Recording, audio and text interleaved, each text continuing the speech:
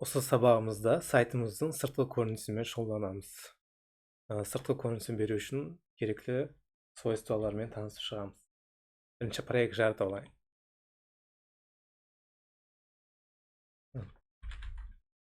Project 4 деп. VS Code'ды ашамын.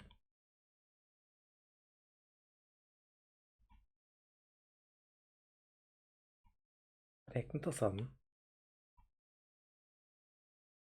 Индекс HTML и CSS жаратып қояйын. Дефолтный.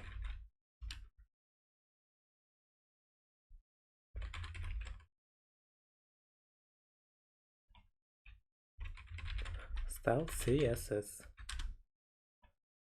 Ол керек емес біздерге. Мынаны алдым. Style жалғам. Енді стайлды жалғам керек. Style CSS жалғанды. Div тегін жаратамын. Класс контейнер. Ішінде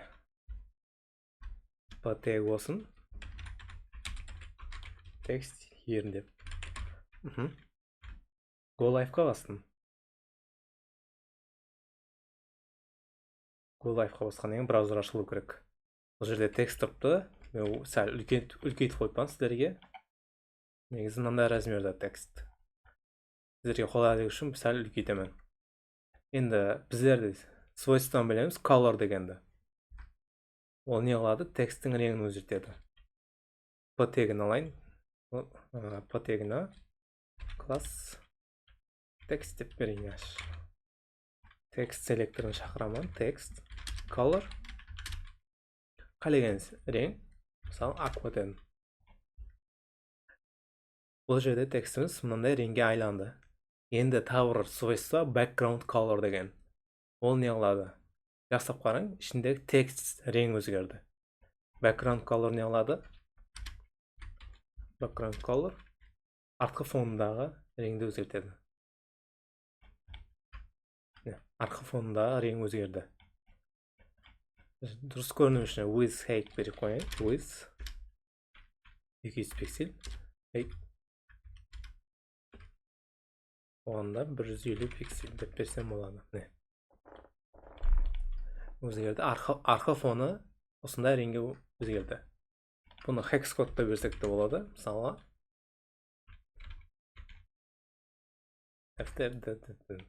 мына көрінмей жатыр, мынадан басып көрейін. Hex кодта берілген варианты. Және оформленияның түрі border дегенді үйренейік. Border шекара беруді шетлеріне.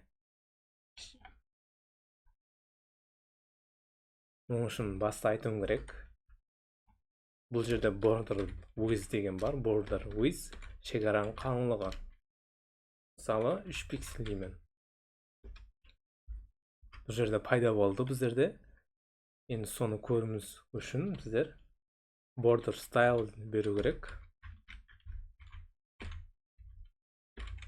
Style. Мыналарға товар бермейін. Қазір хаммесін түсініп беремін. Border color. Бұл жерде red десем де болады. Осындай рең болды. 3 пиксель деген қалыңлығы, мысалы 13 десем, одан қалың болады. 3 десем, мынандай қалың болады. Solid дегенім бұл сплошной сызық деген бар. Solid'тің түрлері көп. Мына жерде dashed dotted деген dotted көрейік. Точка болды. Және басқа варианттарын көрейік тағы. Dashed деген бар. Міне, мынандай линиясыз болды. Double дегені бар. Және оның бірнеше түрлері бар. Міне, осындай шекара пайда болды. Енді шекара жарату үшін осының аңсат жолы бар. Аңсат жолын істеп көрейік. Мынаны комментарий алып тастаймын. Alt shift комментарий алдым. Қараң, ең қысқа жолы border деген. Border дейміз. Осыдан кейін қалыңлығын айтуымыз керек. Мысалы 10 пиксель. Қандай түрі? Double ма, емесі solid па? Біздерге сплошный сызық керек болса, solid деймін. Реңін айтамын. Мысалы қызыл емес, green деп көрейін. Green. Endi ko'rsam, mындай түргө айланды. Пайда болду. Осунун ар түрлүү вариантын сезсем болот. Мисалы тек жогоруда болсун, оң жагында, төмөнүндө болсун бордер деп. Оң жагында жогоруда болсун болсо топ дейм. Топ. Эndi оң жагында башка реңк болсун десем, right дейм керек. Green эмес, энди red деп коеюн. Мына жерде башка калыңдык берсем да болот. Мисалы 5 пиксель белет. Мына жерге dash десем да болот. Және түрлөрү көп. Right болду, bottom керек енді біздерге. Һәм left керек. Left'ті пайдаландым. Басқа рең менен. Yellow. Болды. Не? Вариантларын берсем болады. Double деп. Мына жерде екі сызық деген. Осындай вариантта істесек болады біздерде. Бордердің қысқа вариантында. Мұның қысқа вариантта. Про бордер дейсіз. Яғни бордер топ деп, сызықша бордер топ деу керек. Мына жерде өтір есеп қою керек емес. Тек осылай жазасыз. Осындай форматта. Бұны бордер өзі тұра берсін, маған керек емес. Және бір ойыстаны көрейік. Осындай болып тұрды. Енді бізде рамка істеу керек болса, мынаны қисайып тұрған болу керек болса, мысалы, практикада көрсетейін, border radius дегеннен пайдаланамыз. Border radius'нан пайдаланып көрейік. Border radius. И осы жерге радиусы 30 пиксельден деймін. Міне, осындай қисайып тұрады border radius'ымыз. Оны процентте берсем де болады. Мысалы 10%. Осындай ұзынлықпен негені қарап тұрып, өзі автомат түрде border radius қойылады. Енді практикада көрейік, тағы бір блок жаратайын.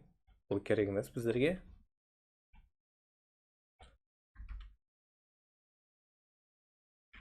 Div блогын жаратамын, circle деген класс.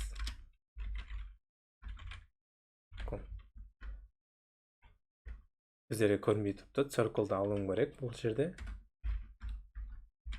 Осыны мен домалақ қылып шығуым керек. Круг істеуім керек. With height, background color, red. Бұл керек емес біздерге. Border radius 50%. Қараң. Ұзынлығы мен биіктігін бірдей қылдым. Border radius 50% десем, бұл домалаққа айланады. Домалаққа айланды. Border radius 50 пиксель десем де болады. Мынаның тең ярымы болу керек. Мысалы 200 десем, мына жерде де 200 деймін. Онда мына жерде тең ярымы болу керек. 100 пиксель, ямаса 50%. Результаты мынандай болды.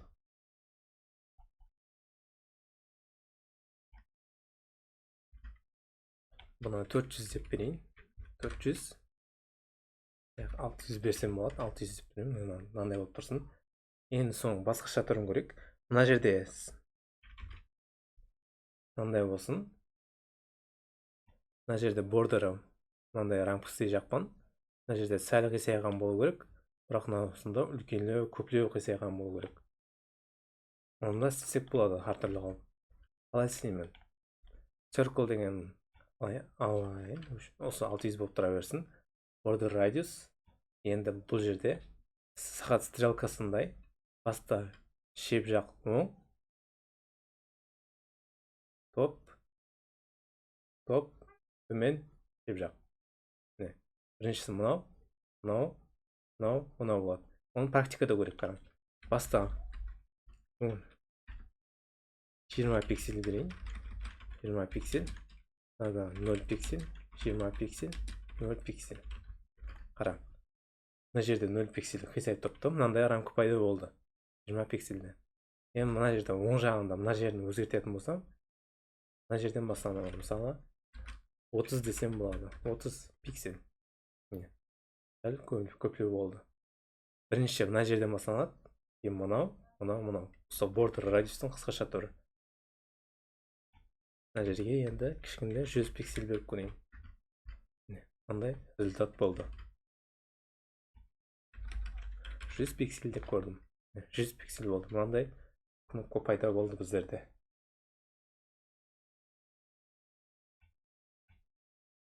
Енді background color'ды алып тастаймын. Border radius тұра берсін. И border қояйын. px. Insert басып қалдым енді. Solid black болып тұрсын. Результатын көрейік. Мынандай. Енді осыған фон қоюды көреміз. Фонды сурет қоюды көреміз. Фон, сурет. Әлеген бір суретті аламан интернеттен. Мысалы, Қасқардың суретін аламан.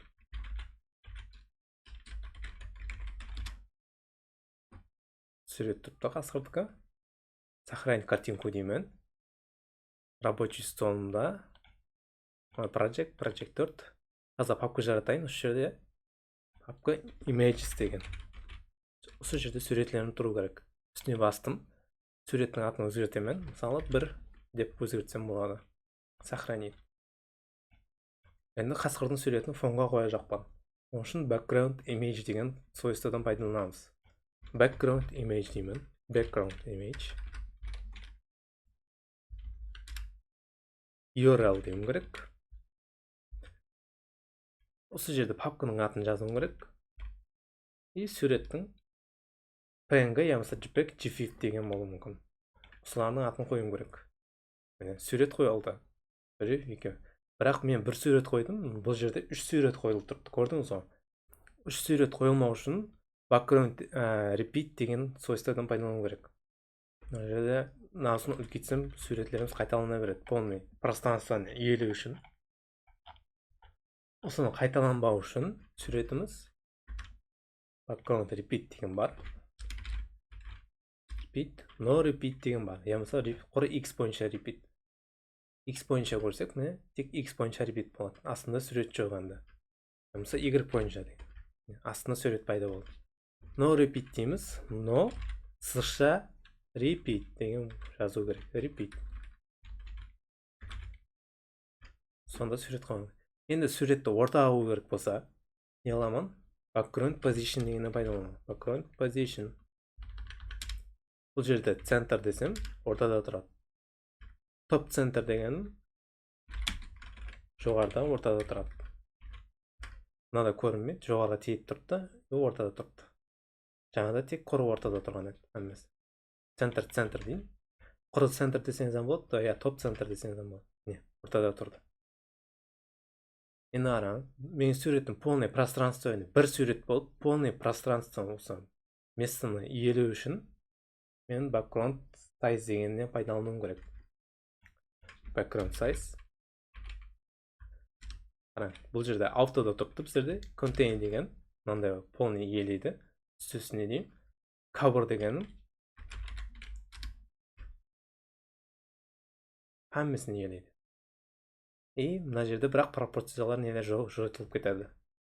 Көбінше біздер cover'дан пайдаланамыз.